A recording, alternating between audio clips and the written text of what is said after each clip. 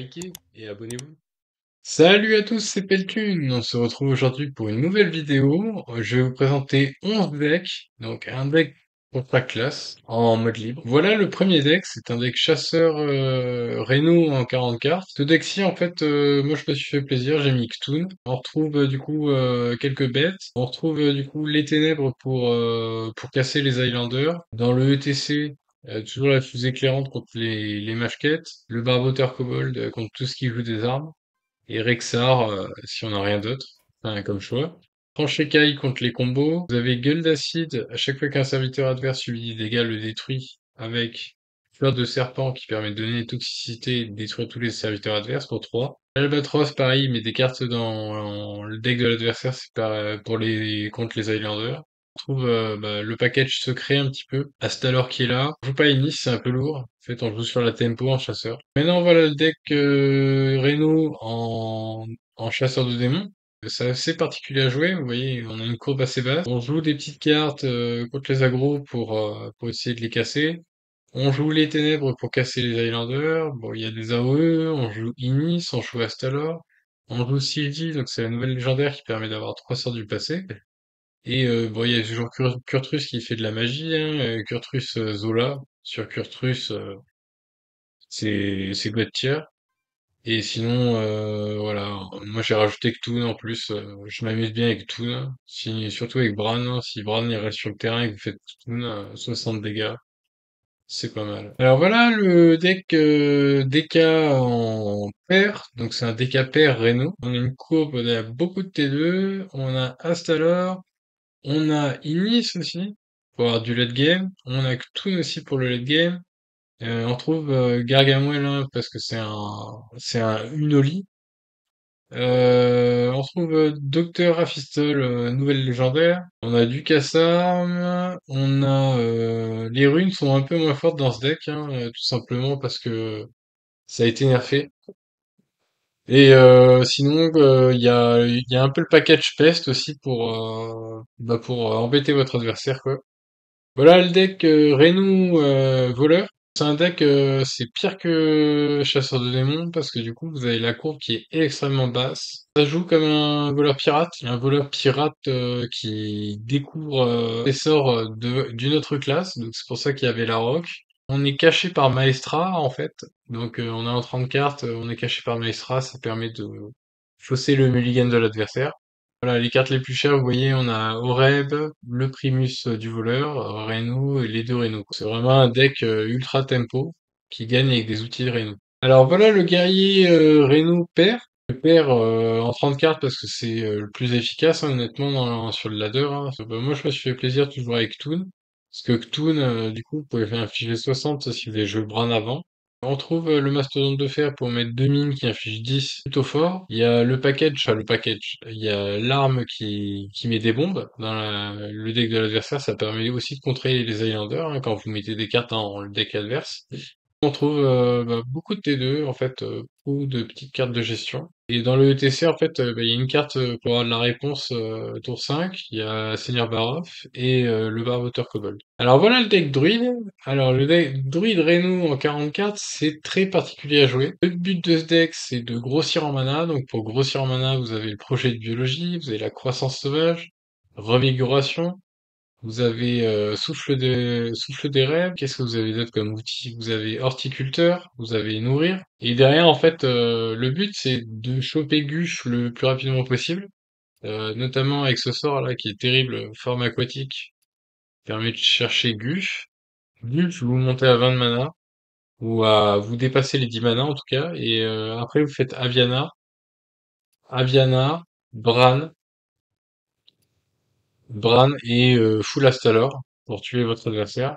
Sachant que vous pouvez faire aussi Bran Cthulhu avec Aviana. Et vous pouvez aussi faire, si vous n'avez pas assez de mana, faites Aviana. Par exemple, si vous reste 2 mana, vous faites Bran. Et après, vous faites Matron du désert. Du coup, vous allez reset 8 mana au lieu de 4. Et vous allez pouvoir jouer toute votre main au KLM. Voilà. Voilà le deck Petrombre en 40 cartes Reno. C'est un deck vraiment qui va contrer les agros. Vous voyez, la curve, elle est assez équilibrée. On a On a pas mal de disruptions, des cartes pour aller chercher des cartes de l'adversaire. Puis on a surtout une sorte d'OTK, en fait, avec la nouvelle Rasa. Dans le reste de la partie, votre pouvoir héroïque se réinitialise chaque fois que vous jouez une carte. Et Rasa l'enchaîné, l'ancienne Rasa qui permet d'avoir le pouvoir héroïque à zéro. Vous l'avez peut-être compris. Et quand vous avez Reno, ça va être complètement tué. Dès que vous allez jouer des cartes, des petites cartes, vous allez pouvoir faire plein de pouvoirs héroïques. Et voilà. Des fois, on gagne juste avec ça. Zarimi, qui permet de jouer un tour de plus. Donc c'est si vous voulez jouer 5 dragons, donc c'est juste énorme. Du coup, j'ai mis quelques dragons. J'ai mis le mur aux ondes, la reine dragon qui permet d'avoir deux autres dragons. Et pop, pop, pop, la dompteuse de dragonnet, pareil, qui permet d'avoir plein de dragons, hein. Si vous la posez T1 avec la pièce, c'est vraiment très fort.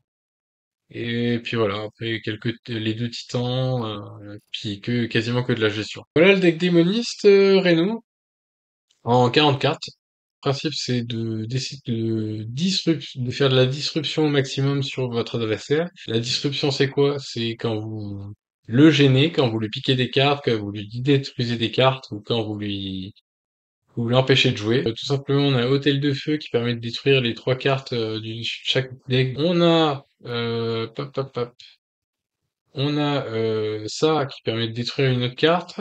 Ticatus qui permet de meuler de 5 cartes. Et avec e-charge qui permet de rejouer Ticatus, un nouveau sort, la roulette de la mort, qui permet de détruire l'adversaire en 5 tours. Donc c'est complètement fumé, voilà, qu'on se le dise. Qu'est-ce qu'on adopte? Et puis après on a, c'est un peu comme le prêtre en fait, on a pas mal de gestion.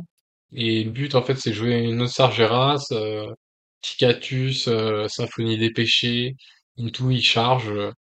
Puis en late game on a Cthulhu aussi, donc on est plutôt bien. Voilà le deck mage que j'ai créé en Reno 40 cartes. Donc je te montre la courbe de mana, elle est quand même assez basse, donc c'est pour gérer les agros. On retrouve Commandant Sivara, Ashara, ça c'est la classique, hein, c'est pour dupliquer vos spells et pouvoir jouer plein de tours d'affilée. On a l'OTK Drake de Frimara avec Reno, donc tout simplement ça finit la partie. On a la Magistère Obétrinte, des fois ça permet de gagner juste avec le pouvoir héroïque. Pour finir, on a la potion d'illusion qu'il faut prendre en premier dans l'UTC, donc ça permet de, quand vous jouez Romat, ça va permettre de rejouer plein de Romat et de rejouer tous vos sorts. Et l'orbe de projection galactique, donc nouveau sort qui permet de relancer des sorts aléatoires pour chaque sort que vous avez joué pendant cette partie. Moi je l'ai mis dans UTC. Pourquoi? Parce que pour 10 c'est un peu cher. Et tout simplement, quand il est dans UTC, vous allez le rejouer avec le Magicien Romas. Et du coup, des fois, il y a des parties où vous gagnez uniquement grâce à Romas et à l'orbe de projection parce que du coup ça fait énormément de value. Voilà le deck Reno Paladin en 40 cartes. Depuis mon passage légende, je l'ai un peu modifié. Qu'est-ce que j'ai fait en fait dans le deck? Moi j'avais essayé de jouer Cthulhu. Cthulhu c'est pas ouf dans le Paladin, on n'arrête jamais le temps de le jouer en 40 cartes. Donc j'ai enlevé Cthulhu. J'ai laissé le TK avec Tadius, Aedis et Maquis Divin du coup sur Aedis. Maquis Divin qu'on retrouve aussi dans UTC. Et par contre, j'ai rajouté une UTK. Uther, donc qui permet de... C'est pas trop pour l'arme qu'on joue au Uther, c'est plus pour le pouvoir héroïque. Permet d'invoquer un cavalier 2-2, et si vous avez les 4 cavaliers, ça détruit le héros adverse. On joue ça, on joue avec commandant du fief, donc vous pouvez utiliser votre pouvoir héroïque 2 fois par tour, et le choriste, votre pouvoir héroïque se déclenche 2 fois. Avec ces deux cartes, en ayant joué Uther, en fait, vous gagnez la partie, et on retrouve aussi ces cartes, vous voyez dans le deck, je l'ai mis ici et là. C'est ces deux cartes-ci. Derrière, on retrouve le package avec les deux titans. On retrouve aussi package Reno, bien sûr. Package Astalor Inis. Les ténèbres toujours pour contrer les Highlanders. Voleuse de bétail et le conservateur pour aller piocher la seule bête du deck, Esprit des terrains grattes. On a pas mal de contrôle hein, contre les agros. On a des outils, on a le tonneau, on a l'hospice. Qu'est-ce qu'on a d'autre? On a le Colisée. On a aussi petite combo aura d'adjointe qui permet de donner plus 3 d'attaque et vol de vie au serviteur le plus à gauche. Et Samuro du coup qui permet de faire un clean et de regagner tous ses PV. Et voilà le deck Reno en chaman, donc c'est pas moi qui l'ai créé ce deck là, c'est King Mage Ryan, donc c'est un ami qui est en général très très bien classé hein, dans le top 500. Donc un gros joueur qui joue Carnifleur en 30 cartes. Il m'a dit que bah, il tournait beaucoup mieux le Carnifleur en 30 cartes. Alors on a des outils contre les agros. On a bien sûr le Brand Carnivore. On a la Tempête de Foudre qu'on présente plus. On a aussi un sort à 4, ouais, on a réplique. On a ça, destruction élémentaire qui permet de faire un clean. On a Zephyrs aussi. On a, je sais pas s'il a mis les murlocs. Non, il a pas mis les murlocs. Donc le deck doit être plus efficace comme ça, je pense. Il y a Cryogénie aussi couplé à Grava ou à Carniflore qui permet de gagner la partie. Derrière, on retrouve le Titan, le héros. Bah, on retrouve toujours, si vous avez remarqué, il est souvent deux héros pour un deck Highlander. Le nouveau Carniblock, votre prochain cri de guerre se déclenche 3 fois. Donc du coup, ça peut faire vraiment des dingueries sur un Zephyr, un Hara, un Stalor, un Mutanus. Ça fait vraiment n'importe quoi. Petit lieu en plus, un nouveau lieu, qui permet de piocher un serviteur avec cri de guerre, donc ce qui est très fort. 2 durabilité pour 3, vous piochez 2 cartes, ça les réduit de 2.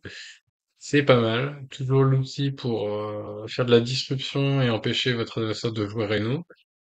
Et voilà, le deck est très très fort. Je vous le montre, mais c'est un petit bijou. Donc voilà, j'espère que vous avez apprécié cette présentation des 11 decks du coup que j'ai réussi à faire suite au up de Renatal qui est passé à 40 points de vie. Donc c'est surtout pour ça que je les ai créés ces decks. Et pour casser de l'aggro aussi, on va pas se le cacher. N'hésitez pas à me mettre en commentaire ci-dessous si vous voulez que je fasse des vidéos sur des decks en particulier pour vous montrer un peu de gameplay et voir comment on les joue. Voilà. Bon, et sur ce, je vous dis à plus.